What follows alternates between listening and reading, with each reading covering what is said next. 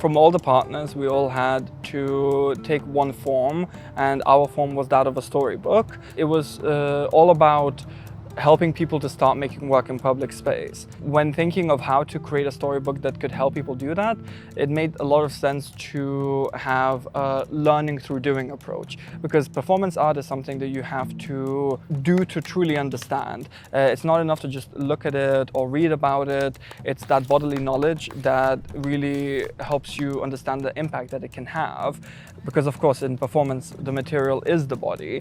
So that's why we decided straight away to make an instruction book with some instructions that help people to think through some of the challenges of making work in public space by making performance in public space.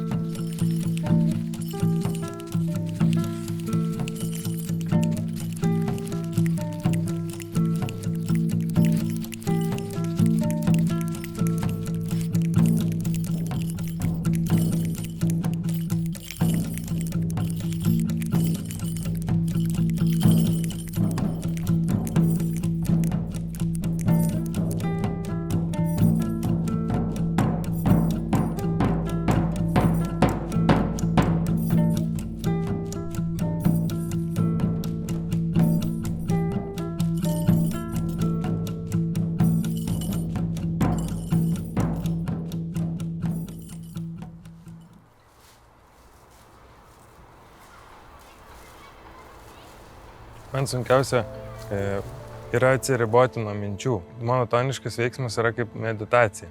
Jaučiau aplinką, jaučiau jūs, kažkiek nepavyko atsiriboti nuo laiko skaičiavimo, nuo kažkokių tai savikontrolės kažkokių dalykų. Jaučiau, kaip esu stebimas momentais, kokių 30% gal pavyko atsiriboti. Bet nuolatos vis tiek jauti, kur esi. Pajaučiau, kad šitą instrukciją lengviau man konkrečiai bus atlikti gamtoje, su ta natūralia aplinka kažkokia tai. Žmonės gali atitraukti mano dėmesį nuo esmės.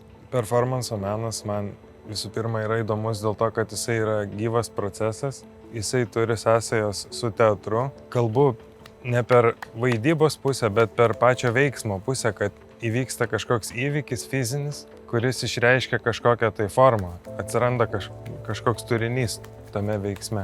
Performance nebūtinai įvyksta kontaktas išvis su kažkuo. Svarbu, kad kontaktas vyktų ir su pačiu savim, su pačia idėja. Ne visada reikalinga auditorija net. Pati didžiausia baimė, kad neįvyktų joks kontaktas, iš tikrųjų, jeigu viešoje erdvėje dalyvauja. Aš nemanau, kad menininkas yra tas žmogus, kuris atėjo parodyti savęs, jisai atėjo kažkaip komunikuoti. Man irgi labai svarbu yra, kad žmogus susikurtų savo interpretaciją. Kitą kartą klausia, o ką tu norėjai pasakyti, kaip tu čia dabar norėjai, ką tu norėjai išreikšti. Dažnai taip klausia. Tai aš galvoju, kad gal tu gali pasakyti man, ką tu jautėjai. Man tas labai svarbu momentas, tas kažkoks pokytis aplinkos.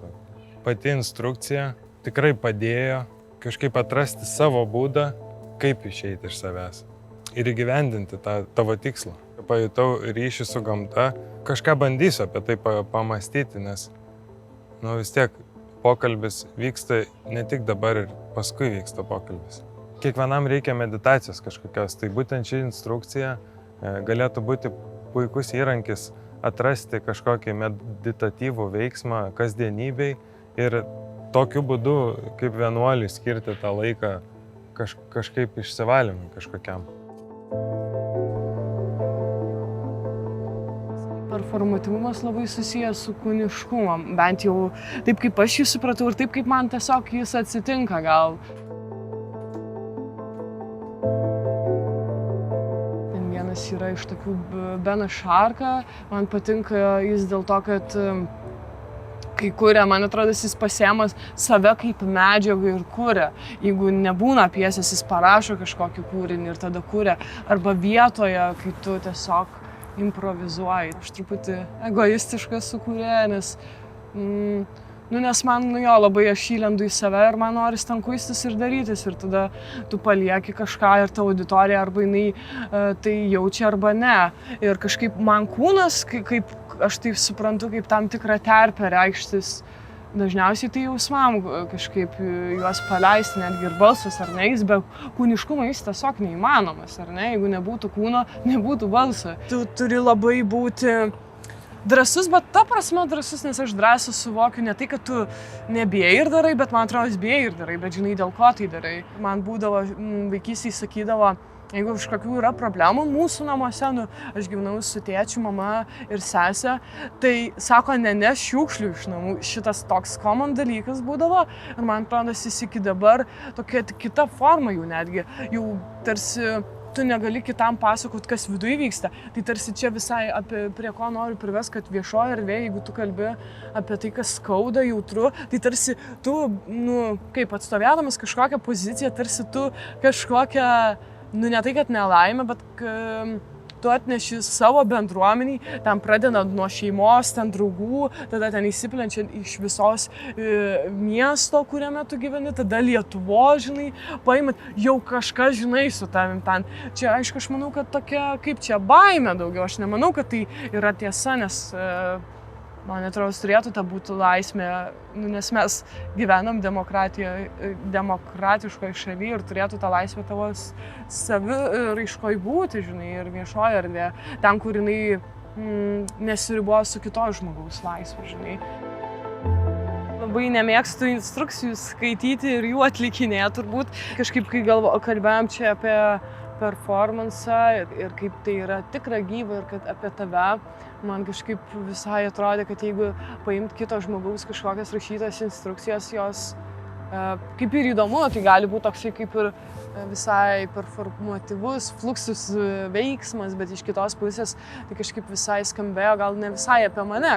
Ir kas man dabar šią akimirką yra svarbu ir įdomu, atmetimo reakcija buvo į tas instrukcijas, tai visai kitokia reakcija buvo į tų žmonių patirtis, nes atrodo, jos tada kažkaip gyvos ir jos ta medžiaga atrodos ir ypač tas pokalbis, man atrodos, prieš tai, prieš tą veiksmą, man atrodo, jis labai daug duoda medžiagos, ką tu nori toliau pasakyti arba iš ko tu gali. Nu, tai tavo tarsi piesė tampa tavo kūrinį.